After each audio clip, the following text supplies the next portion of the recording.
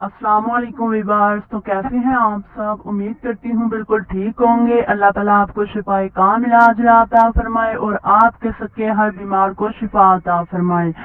تو ویورز، آج کا ہمارا موضوع بہت ہی پیارا موضوع ہے جو کہ آپ کا ایمان تازہ کر دے گا۔ تو آج کا موضوع ہے ایک آتش پرست جس نے رمضان کا ادب کیا اور صرف رمضان کے ادب کرنے کی وجہ سے وہ جنتی ہو گیا۔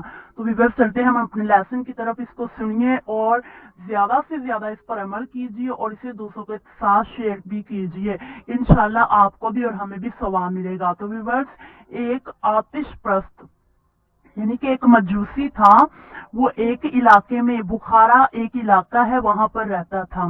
تو ویورز، وہ اور اس کا ایک بیٹا ایک مرتبہ ایک رستے میں سے گزر رہے تھے اور ان کا گزر ایک مسلمان کی قوم جہاں مسلمان رہتی ہے وہاں سے ہوا۔ تو اس کے بیٹے نے علانیہ کوئی چیز کھا لی۔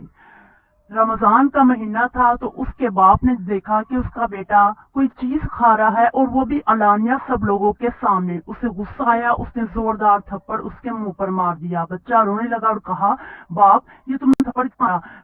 باپ نے کہا، بیٹا یہ مہینہ اہل ایمان کے لیے ہے، یہاں پر سب کے سامنے چیز نہیں کھاتے۔ بیٹے نے باپ کو کہا، اچھا تو پھر آپ کیوں کھاتے ہیں؟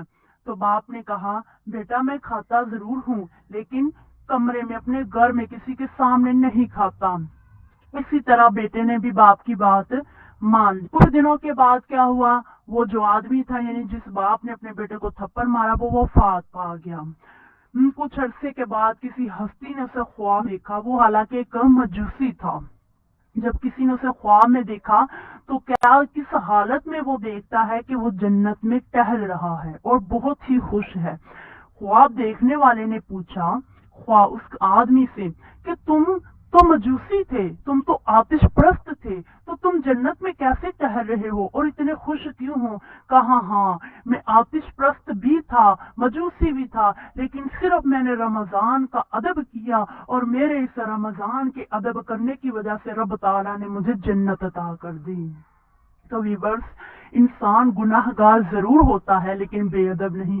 تو زیادہ سے زیادہ اس مہینے کی قدر کیجئے، ہو نہ سکے کہ آئندہ سال ہمیں یہ رمضان نصیب نہ ہو۔